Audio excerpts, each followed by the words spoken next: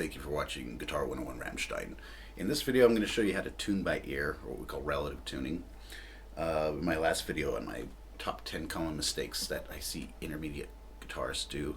One is relying always on a tuner and not really learning how to tune by ear. So I'm going to go through a few methods of how to do this.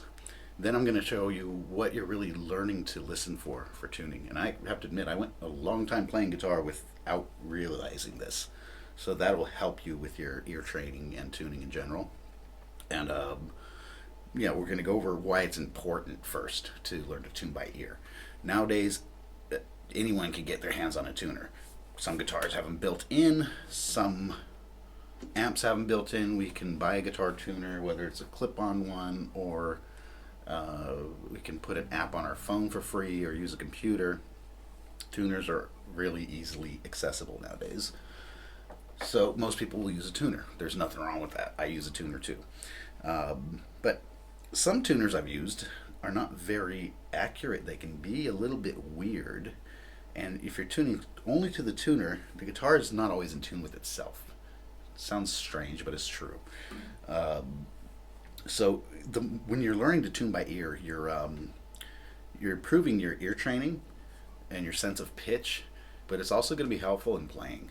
Whether it's bending, or I've even seen cases where there's a guitarist, I'm recording here, and I hear he's out of tune and he doesn't realize it. So I have to stop the recording. They get kind of mad usually, but I say, hey, the tuning's out. And they're like, no, I just tuned it. I don't care, it's out. They check with the tuner and they're like, oh, you're right. So you want to be able to hear that your guitar's out of tune. And sometimes it's very slight, but you won't really notice it until you get to these higher pitches. So enough of that. We're going to get on to these methods of what we call relative tuning. The first and most common method is what I call the 5th fret method. And what we're going to do is, I usually start from the 6th string, the top string, and work my way down. Doesn't matter, you can work backwards through it.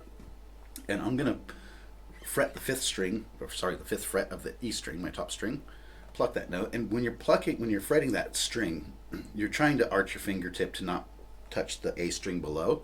So sometimes I see people accidentally like putting too much pressure and bending that string, so you're going to bring the pitch up. You want to not do that. Try not to do that. Just try to push enough, just enough to make that note work. Don't pluck too hard, just pluck pretty soft actually. If you pluck really hard, it's also going to bend the pitch a little bit high, a little bit sharp. So we're going to pluck this 5th fret, and that actually makes the note A. At this point we're assuming our E string is in tune. If it's not, it's okay. If it's a little bit flat, all your strings are going to be equally flat. It'll still work if you're playing on your own. If you try to play along to another instrument that's truly in tune, then you're going to hear issues. So if you have no reference pitch, no tuner whatsoever, this will work. This is like the survival method.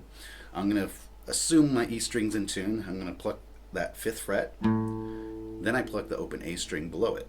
And they match. So let's say they don't match. Alright. So at first this is going to take a little practice to get quick with it. You can do two ways. You can either like fret it here and then use your picking hand to adjust the tuning peg. And you're going to have to kind of keep going back and forth at first. Or you can try to just memorize the sound of that note and adjust.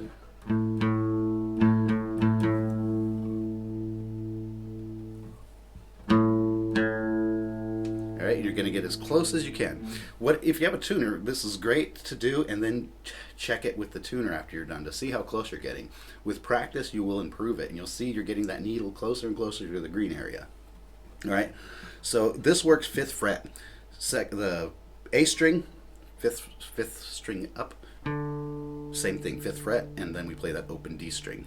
They match. 5th fret of the D string. And this is the only thing you got to remember other than 5th fret is 4th string down, 4th fret.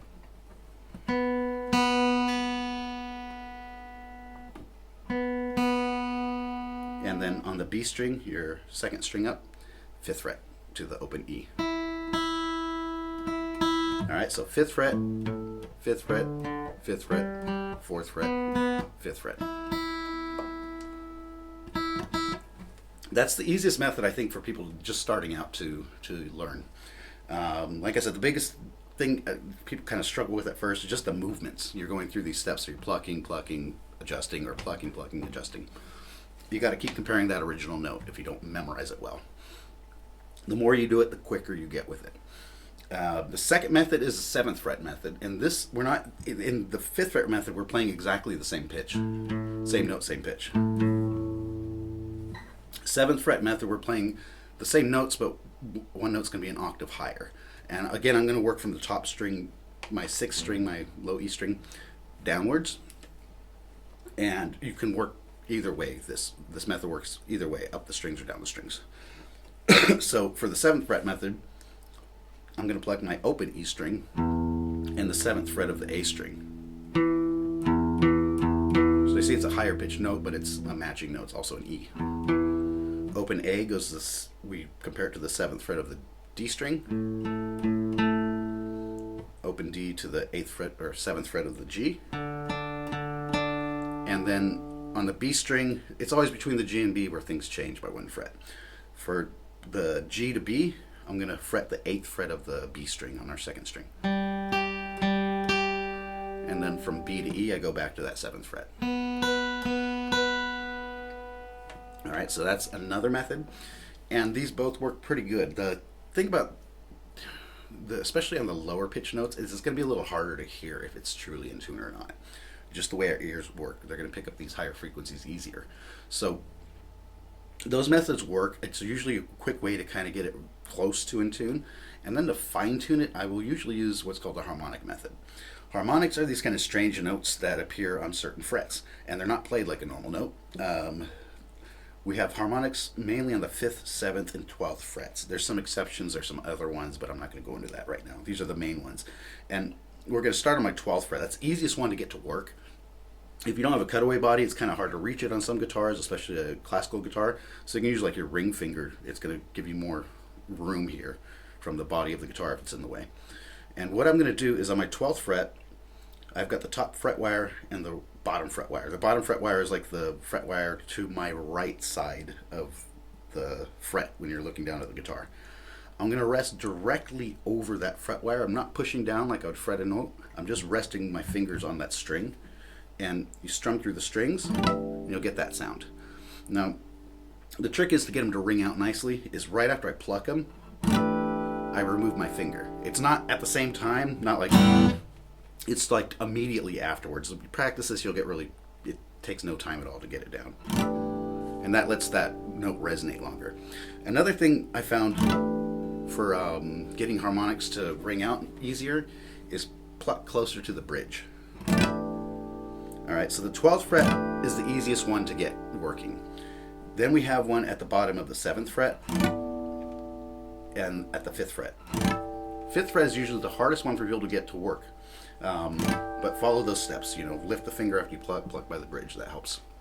Alright, so for tuning, again, we can go work in any direction. I can tune from G to D or whatever, but I'm going to just, for the examples, always start from my top string and work down. I'm going to make like a power chord shape. So the 5th fret of the E string, harmonic on this fret wire, and the 7th fret harmonic of the A string. And I'm going to pluck those back to back. And these are higher pitches, so it's easier to hear.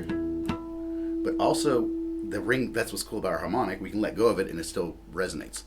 So you got this hands-free thing to adjust tuning while you can still hear the note. I'm going to put it a little bit out of tune, and we hear that, whoa, that waving sound. I'll go into that after I show these methods of what that sound is actually, what's occurring. Once we get that wave sound to go away though,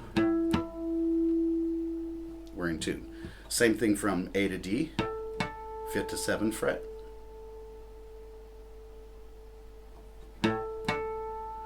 D to G is 5th to 7th fret. And then we have a problem with G to B, you'll see.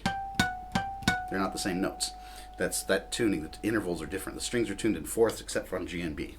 So in that case, what I can do is tune my E to my E string. You can even hit this 12th fret harmonic on the low E string and then pluck the first string. And match them as good as you can. Then I work upwards from the 7th fret of the E to the 5th fret of B.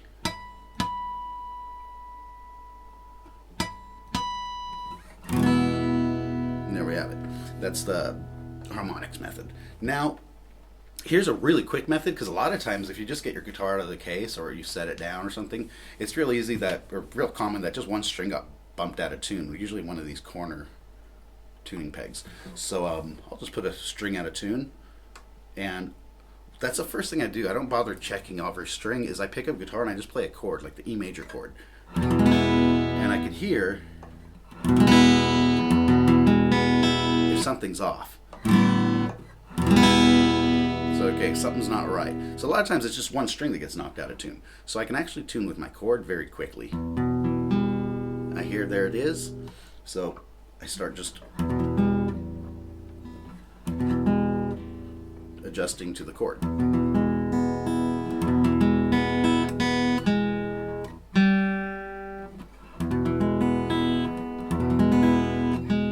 And E is a good one to use because it's just a common chord. We're used to the sound of it. It's got lower notes in it. So sometimes like something like a D chord has higher pitches in it. And it's easier to fine tune from there. Just how our ears work. We can hear these higher pitches a lot better than lower pitches for small details in tuning.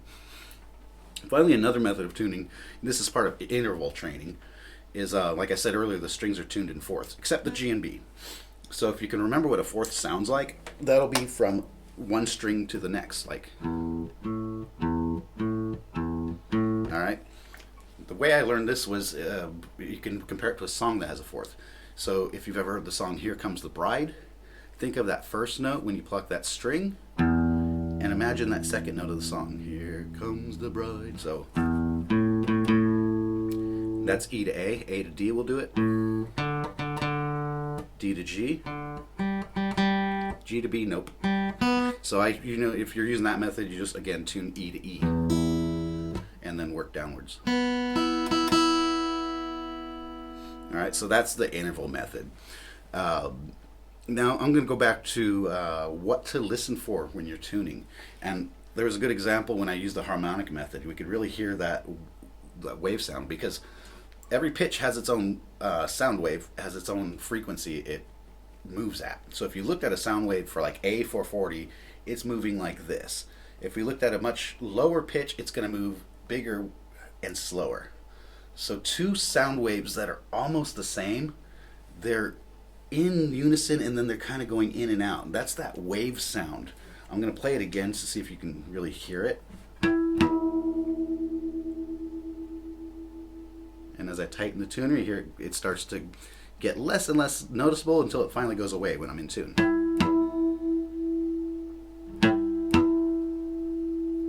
All right, I'll do it.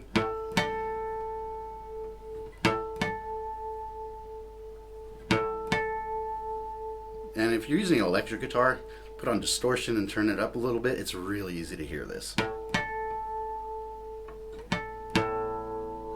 Alright, so that's really what I'm listening to. When you learn to listen for that, you start to, you pay closer attention to detail when tuning by ear, and you'll find you get better at it. Alright, so that's really it for tuning by ear and the benefits of it. Sometimes, like I said too, sometimes it's quicker for me to tune by ear than it is to bother getting the tuner out. So there is a lot of benefits for it. I did a video a while back and I just found it and realized it's old and it was done really bad quality, a really cheap webcam. So I'm going to redo that next. Stay tuned for that. That's going to be on more about keeping your guitar in tune and how to stay in tune longer and checking your own intonation, things like that. So that's it. Hit subscribe if you haven't already. If you like the videos, give it a thumbs up. And as I keep saying, I'm putting my PayPal link in videos now because if someone wants to send donations, it's always welcomed and it motivates me to do more videos. Till next time.